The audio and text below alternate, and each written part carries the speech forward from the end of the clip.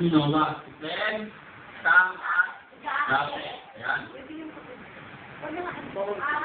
Dahil si Noah na lang ang natitirang matuwid, kaya siya yung nautusan ni Lord na gumawa ng arko.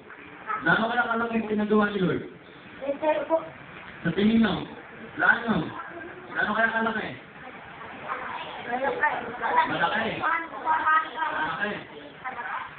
Itong arko na to, hindi to biro-biro Hindi basta bangka lang.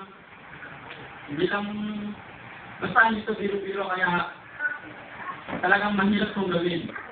Yan.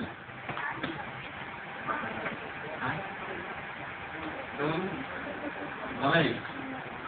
Sinabi ng Diyos kay Noah, nilipuli ko na ang tao sa daigdig. Umabot ng susulan ang kanilang kasamaan.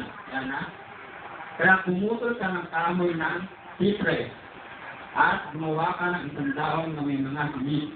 Ano yung kahoy na ginamit? Sipre.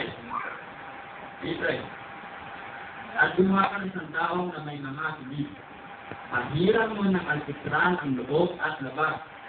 Ang daong na gagawin mo ay 450 talampakan ang haba, 15 ang luwang at 45 ang taas. Akipan mo ito at lagyan ng bintana sa paligid ng talampakan at kalahati na sa lubang hati. 23 grado ang daong at lagyan mo ang pintuan sa giliran. Yan, naintindihan nyo? Sa sobrang hirap, hindi naintindihan. Ganun kayo.